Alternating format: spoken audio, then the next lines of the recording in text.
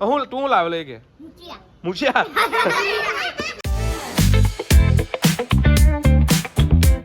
Good morning આજે આપણી સવાર દુકાને પડી છે. આપણા ખાવામાં જે મસ્ત મજાનું જોઈ લો તમને બતાવો.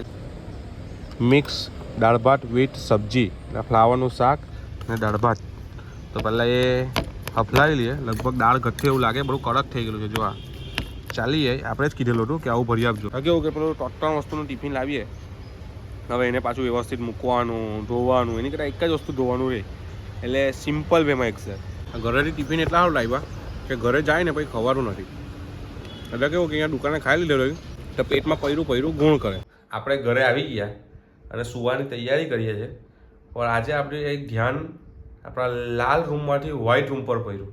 આખો કલર ચેન્જ થઈ ગયો. જો ચાલ, જો પહેલાં આખું લાલ હતું. બધા ફુગ્ગા કાલે રાતે ભરાભર કાઢી નાખ્યા બધા. દત્તુબેનની જવાની ખુશી તો જો, ઘરે જવાના. હા, બેગ બધું ભરાઈ ગયો. જવાના.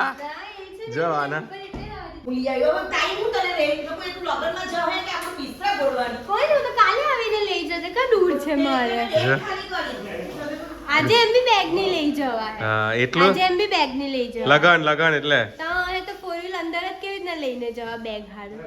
કોણ આવ્યું? હાય.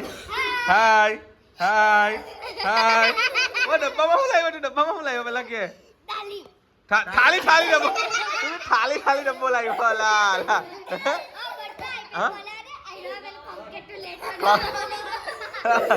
પણ તમે બધા એમ કેવું કે આ ડબ્બા કેમ લઈને આવ્યા? એક ડબ્બો, આ બે ડબ્બો, આ ત્રણ ડબ્બો કેમ લઈને આવ્યા?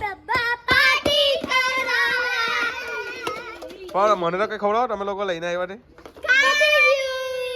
વાહ, આવું નહીં ચાલે. ભજીયું તું એકલો ખાઈ જાય, આવું નહીં ચાલે. તું લાવેલો કે મુઠિયા? હું લાવેલો તું? મુઠિયા. ને તું લાવેલી? ડિમ્પી મમરા. ને તું? વાહ, પતી ગયું બધું. બધે ભેલ બનાવી દેજો. ભેલ બાય. મેરેજમાંથી આપણે આવી ગયા છે ફાઇનલી. અને એક પ્રોબ્લેમ થઈ ગઈ છે કે જેવા ઘરે આવ્યા એવું ખબર પડી કે પાણી તો આવવાનું જ નહીં રહે, તો ખબર હતું. પણ આજે પાણી પતી ગયું. હવે ધોયા વગર રહી ગયા. એટલે વાસણ ધોયા વગર રહી ગયા. બાકી બીજું બધું તો બધું ધોયેલું છે. મમ્મીની બર્થડે પર એક સરપ્રાઈઝ આપવાની છે. સરપ્રાઈઝ એને કીધું છે ખાલી ઉપર વાતમાં કે હું જોઈએ છે એ પ્રમાણે. તો ફોનની ફરમાઈશ આવી છે. તો ના જ પહેરી, ફોનની ફરમાઈશ આવી છે. તો એની બર્થડે આવે છે ફેબ્રુઆરીમાં. તો બે વસ્તુ છે. એક તો બહાર જમવા જવાનું ને એના માટે ફોન લેવાનો છે. ફોન નથી, એના માટે ફોન લેવાનો છે આપણે. એને કીધું નથી, તો એને સરપ્રાઈઝ આપવાની છે. તો હવે તમે સજેસ્ટ કરો કે લેડીઝો માટે કયો ફોન અપાય. કારણ કે એમાં વોટ્સઅપ યુઝ કરવાનું છે ને કોલિંગ ને ફોટા, બસ બીજી કઈ જ વસ્તુ વાપરવાની નથી. તો કયો ફોન લેવાય કોમેન્ટ કરજો હમણાં. ઋષિભાઈને આપણે કહીએ કે ચાલો તમે બેસી જાઓ. એ ચાલવા જાય છે, તે છતાં આપણે એને કહીએ બેસી જાઓ. ચાલો ગાડીમાં ચાલો ને, બેસી જાઓ.